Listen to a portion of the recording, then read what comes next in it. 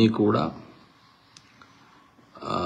Executive body కావచ్చు, constitution కావచ్చు, media కావచ్చు, జ్యుడిషియరీ కావచ్చు, ఆల్ గాట్ కరప్టెడ్.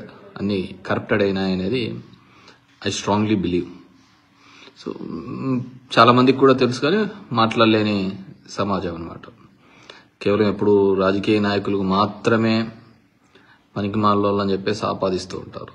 సో సిస్టంలో అందరూ అలాంటి వాళ్ళే అనేది నేను నమ్ముతాను. సో కాబట్టి ఈ సిస్టమ్ అంతగా నడిచిపోతుంది. సో ఒకడు మంచోడు అయ్యి ఇద్దరు చెడ్డోడు అంటే ఎప్పుడు దీంట్లో గురించి బయటకు వచ్చిందనమాట. సో అలాంటి ఒక వ్యవస్థలో కేవలం ఎప్పుడు కూడా అధికారమే పరమావిధిగా దానికోసం ఏమైనా చెప్పుకుంటూ ఏ విధంగా అయినా బతికి బయటపడడానికి మనం ఈరోజు ఆ చట్టాలను మనకు అనుకూలంగా మార్చుకొని మనం పనిచేస్తున్న సందర్భం.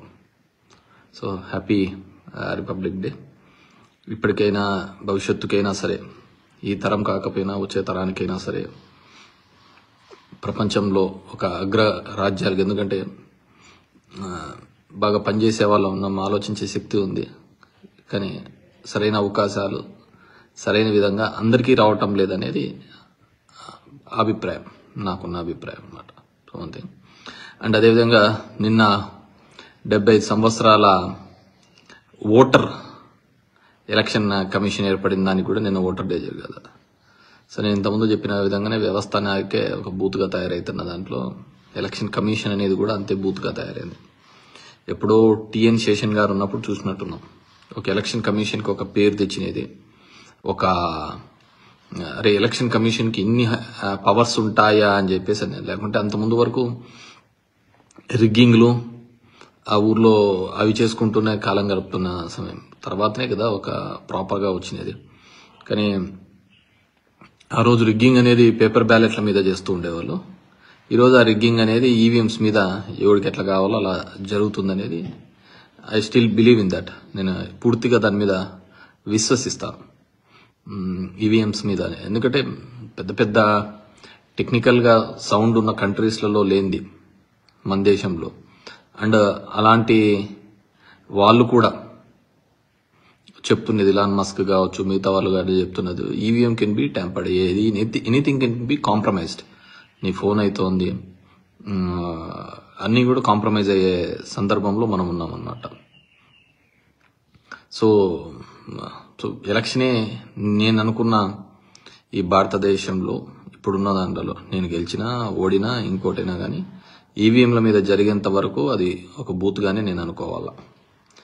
అండ్ ఒకవేళ అది లేకపోయినా కానీ ప్రజల యొక్క ఆలోచన విధానాన్ని, ప్రజల యొక్క అవసరాలను మనం ఏదో ఒక హామీలు ఇస్తూ తర్వాత మనల్ని అడిగేవాడు ఉండలే అని చెప్పేసి దాన్ని విస్మరిస్తూ ప్రజలు మోసపోయేంత కాలం కూడా పార్టీల మనుగడ ఉంటుంది.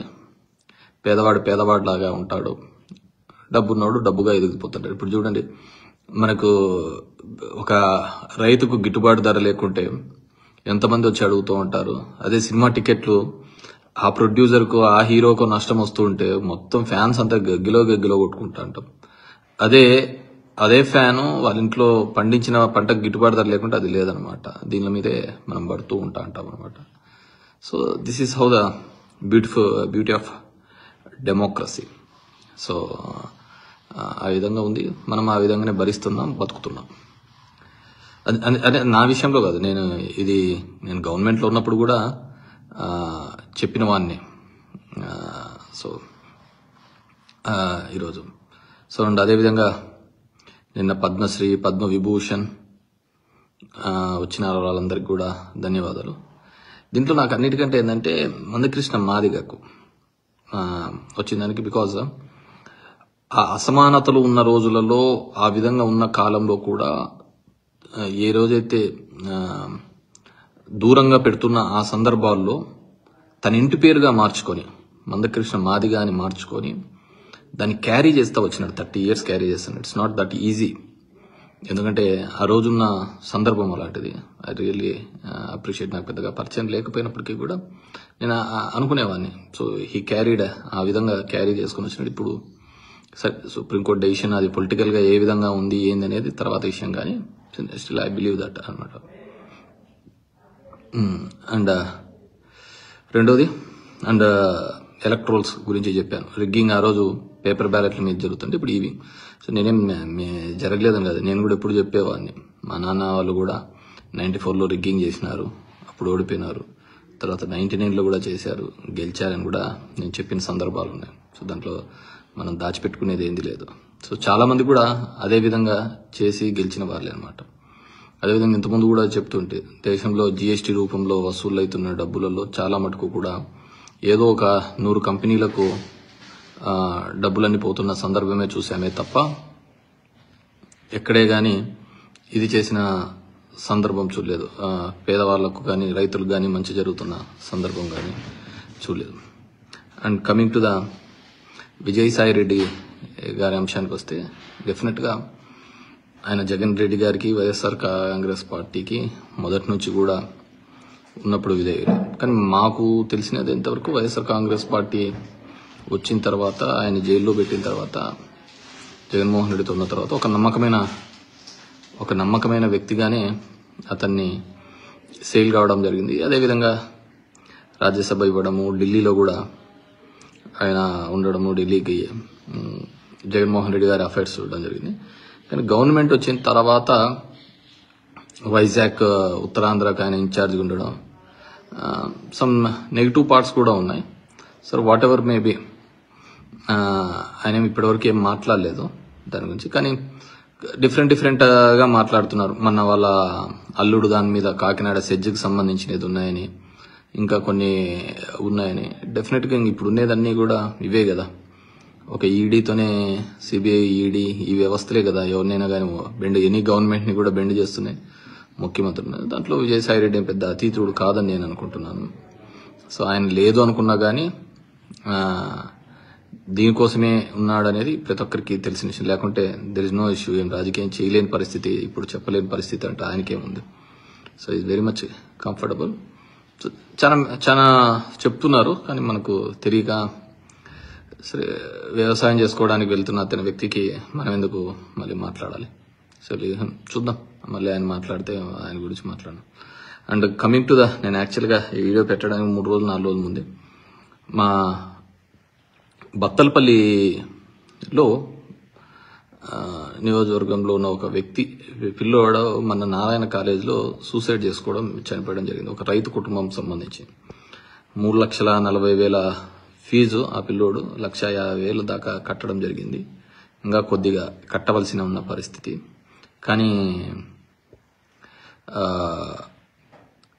కట్టలేని పరిస్థితులలో ఆయన మీద బలవంతమని. సో ఈ కార్పొరేట్ స్కూల్స్ మీద నేను మొదటి నుంచి వ్యతిరేకమే. ఈ కార్పొరేట్ స్కూల్ పనిచేస్తున్న పద్ధతి కానీ, అది ఏ విధంగా టార్చర్ పెడుతున్నాయి, ఏ విధంగా చేస్తున్నాయి అని చెప్పేసి, ముఖ్యంగా ఈ చైనా కాలేజీలు అంటే చైతన్య నారాయణ, భాష్యం, రవీంద్ర భారతి, నేను ధర్మవరంలో అవి క్లోజ్ చేయించడం జరిగింది. సో దాని మీద కూడా నాకు నిష్ఠూరాలే. బికాస్ మంచి ఫెసిలిటీస్ ఉండాలి. ఇప్పుడు ఆడుకోకుండా, ఇప్పుడు చదువుకోకుండా, ఫిజికల్గా స్ట్రెంత్ కాకుండా ఇంకెప్పుడు చేద్దా అంటారు. ఈ ఫీజు స్ట్రక్చర్ చూస్తే భయపడుతుంది. మేము ఇంజనీరింగ్ వరకు కాని ఫీజు ఇప్పుడు ఒక 1 yearలో కట్టాల్సిన పరిస్థితి ఇప్పుడున్న ఫీజు స్ట్రక్చర్ ఆ విధంగా ఉంది. కానీ నాకు ఒక డౌట్ ఏంటంటే, మామూలుగా ఇప్పుడు ఎవరైనా కానీ బిల్ గేట్స్ దగ్గరికి పోతే, నువ్వు ఇక్కడ కంప్యూటర్స్ సాఫ్ట్వేర్ కానీ మైక్రోసాఫ్ట్ కానీ ఇక్కడ డెవలప్ చేయాలి ఆంధ్రాలో అంటారు. అట్లాంటిది నారాయణ వాళ్ళ కాలేజెస్లో నెంబర్ 1, 2, 3, 4, 10 వరకు వాళ్ళకే ర్యాంకులు వస్తున్నప్పుడు, ఆయన అతన్ని ఎడ్యుకేషన్ మినిస్టర్ గా పెట్టి ఇక్కడున్న గవర్నమెంట్ స్కూల్స్ ను కూడా అదే విధంగా డెవలప్ చేయొచ్చు కదా. మామూలుగా హీజ్ ఎక్స్పర్ట్ కదా ఇన్ దాంట్లో, మంచి చదువులు చెప్పించడంలో, మంచి ర్యాంకులు తెప్పించడంలో నారాయణ ఎక్స్పర్ట్ అంటున్నారు. అలాంటప్పుడు అతనికి ఆంధ్రప్రదేశ్లోని విద్యా విధానంలో ఏ విధంగా పెను మార్పులు తీసుకొని వచ్చి పిల్లలకు కూడా అకాడమిక్ ఆ విధంగా ఇంప్రూవ్ కావాలని చెప్పేసి చేయొచ్చు కదా. ఎందుకంటే చేస్తే గవర్నమెంట్ స్కూల్లో పిల్లలు బాగుపడితే ప్రైవేట్ స్కూల్లోకి పోడు కదా. మా జగన్ రెడ్డికి అప్పుడు తిక్కబట్టి ఇవన్నీ కూడా గవర్నమెంట్ స్కూల్లో అన్ని ప్రైవేట్ దాంట్లో కాంపిటీషన్ అన్ని పెట్టి చేసి ఆ ప్రైవేట్ స్కూల్లో వాళ్ళందరూ మాకు నష్టం వచ్చిందని వాళ్ళు ఏడ్చి మా మీద ఇన్ని తెచ్చుకొని రావడం జరిగింది. వాట్ ఎవర్ మేబీ, అందరికీ కూడా once again happy republic day. Whatever maybe Sai Reddy అంశం కావచ్చు, ఇంకో అంశం కావచ్చు, వైఎస్ఆర్ పార్టీకి వచ్చే పెద్ద నష్టం ఏం లేదు. ఎందుకంటే నేను మొదటి నుంచి చెప్తూనే వాళ్ళ ఇంట్లో వాళ్ళే ఇతను వ్యతిరేకించినారు. వాళ్ళ ముందు చూస్తే వీళ్ళు పోయేవాళ్ళు కావచ్చు, ఉండేవాళ్ళు కావచ్చు, ఇట్స్ నాట్ బిగ్ డీల్ అని నేను అనుకుంటున్నా. ఇంట్లో సొంత చెల్లినే ఇతని నాశనాన్ని నిరంతరం కోరుకుంటా ఉంది. అది చంద్రబాబు కన్సర్నర్లో ఉండో లేకుంటే ఇంకోరు కన్సర్నర్లో నడిపిస్తున్న విషయం మనం చూస్తున్నాం. అలాంటి వాళ్ళ ముందరనే వాళ్ళనే ఎదుర్కొని ఇవన్నీ కాదు అని చెప్పేసి జగన్మోహన్ రెడ్డి ముందుకు వస్తున్నాడు. బేసిక్ ఒకటి మనం అందరం ఆలోచించుకోవాల్సింది ఏంటంటే, జగన్మోహన్ రెడ్డి అనే వ్యక్తి లేకపోతే చంద్రబాబు నాయుడు కావచ్చు, వాళ్ళ కుతంత్రాలకు కావచ్చు, అసలు హద్దే ఉండదు.